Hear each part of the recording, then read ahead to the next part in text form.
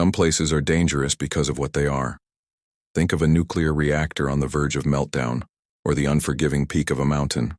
But some places, they're dangerous because of what they represent. They're ordinary, everyday spots, but they've been forever marked by a single moment in time. There's no radiation here, no immediate physical threat. The danger is in the memory. This is the story of one of those places. A simple, second-story motel room in Memphis, Tennessee. A room that became the focal point of a national tragedy and a lasting wound in American history. Before it was a memorial, before it was the last page in a hero's story, it was just a motel. For Black travelers in a segregated America, the Lorraine Motel in Memphis was a rare safe haven on a long, hard road. It was a place of comfort, of community. Its guest book reads like a who's who of Black excellence. But on April 4th, 1968, room 306 of this unassuming motel would become the epicenter of a national tragedy. It sealed its fate as one of the most pivotal and dangerous places in American history. To understand the heartbreak of the Lorraine Motel, you have to first understand its promise. Built in 1925, it actually started as a whites-only spot called the Windsor Hotel. But in 1945, that all changed when a Black businessman named Walter Bailey bought it. He renamed it the Lorraine, for his wife Lori and the song Sweet Lorraine. In the Jim Crow era, simple things like finding a meal or a place to sleep could be humiliating, even deadly, for African Americans. In that hostile world, the Baileys created an oasis. The Lorraine Motel became a featured stop in the Green Book, the essential guide for Black travelers seeking safe and welcoming places. The Baileys didn't just offer rooms, they offered dignity. Walter expanded the motel, adding a second story, a swimming pool, and a sleek modern sign. The Lorraine wasn't just somewhere to sleep, it was a place to be. Imagine the history soaked into those walls. With Stax Records just down the road, the motel became a home away from home for musicians. Aretha Franklin, Otis Redding, Ray Charles, and Nat King Cole all stayed here. It's said the creative energy was so strong that it was here Wilson Pickett and Steve Cropper wrote, "In the midnight hour." Baseball legends like Jackie Robinson and Satchel Paige found refuge here too. The Lorraine was more than a motel. It was a vibrant cultural hub. It was a symbol of Black success and a sanctuary from the divided world outside.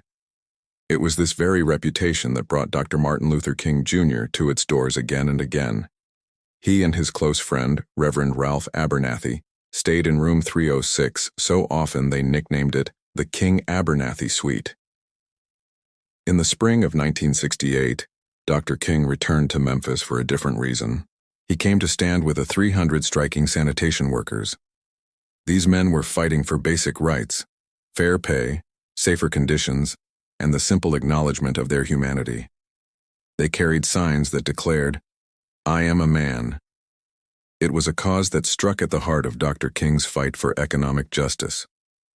He arrived on April 3rd and checked into his familiar room, 306.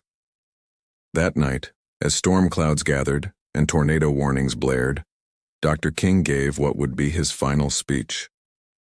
At the Mason Temple, he told the crowd, "I've been to the mountaintop, and I've looked over."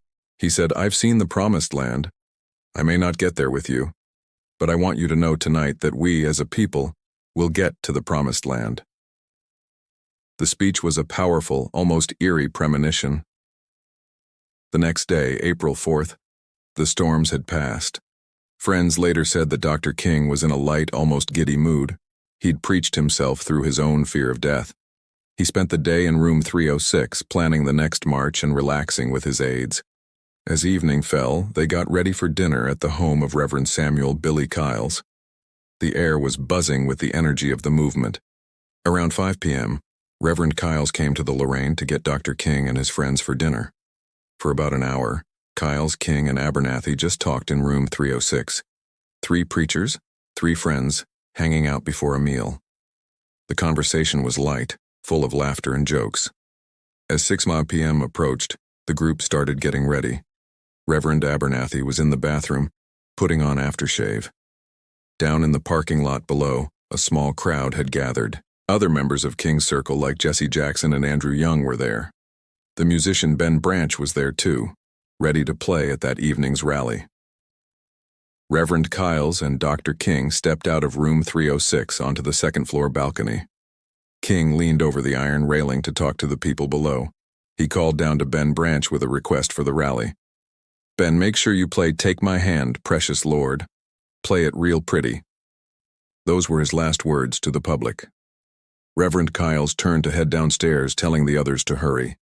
He'd only taken a few steps when a single, deafening crack of a rifle shot echoed. It was 6:01 p.m.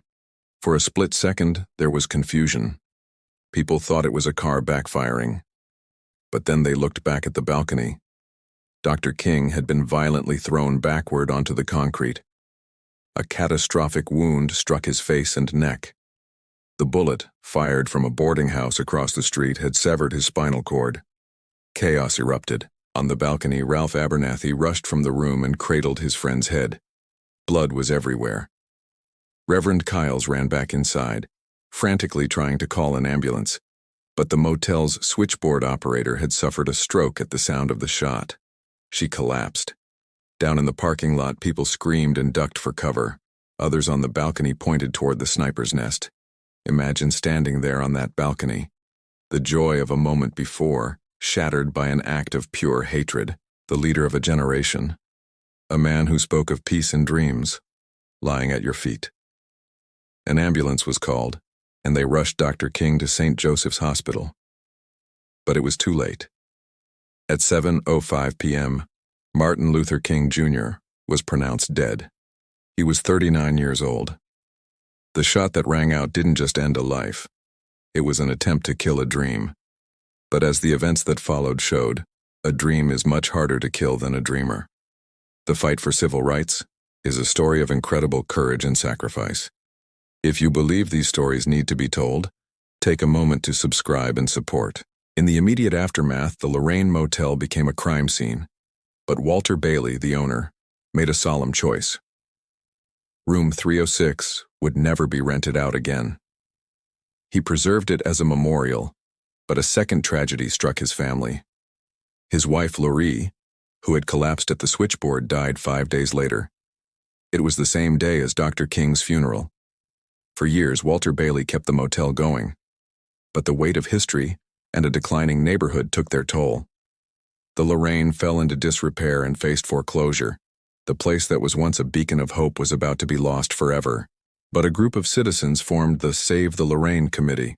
They raised the money to purchase the property at auction. Their goal wasn't just to save a building, but to consecrate it.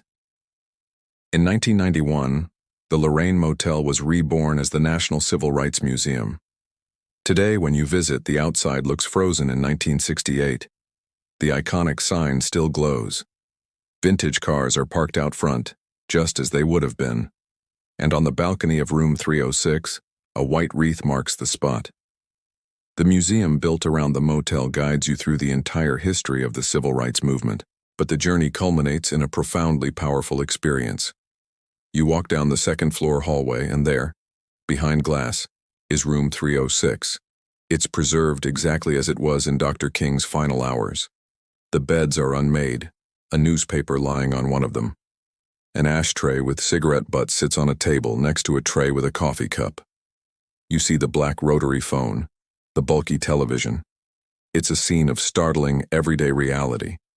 These ordinary objects have been transformed into sacred relics. Looking into that room feels like peering directly into the past. It's a quiet, haunting, and deeply human moment. You aren't just looking at an exhibit, you're bearing witness. Across the street, the boarding house where James Earl Ray fired the fatal shot is now part of the museum. You can see the bathroom window he used as a sniper's perch. It's a chilling counterpoint to the life and hope that was extinguished nearby. So why is room 306 the most dangerous place on Earth? Its danger isn't paranormal or physical, it's symbolic. It represents the terrifying place where progress and violence meet. It's a permanent reminder that the fight for justice doesn't go unchallenged. The resistance can be brutal and absolute. This single room, on this one balcony, was where one of the greatest voices for peace was silenced. The danger is the memory of what was lost here, and the chilling realization of what drove a man to point a rifle at a dreamer. But the motel's transformation into the National Civil Rights Museum proves a powerful point. You can kill the dreamer, but you can't kill the dream. Room 306 is dangerous because it forces us to confront the ugliest parts of our history, but it's also a place of profound legacy, a testament to the power of a dream that refuses to die. It asks every person who sees it a silent, challenging question. What does it mean for one place to hold so much history, and what is our duty to carry that weight forward?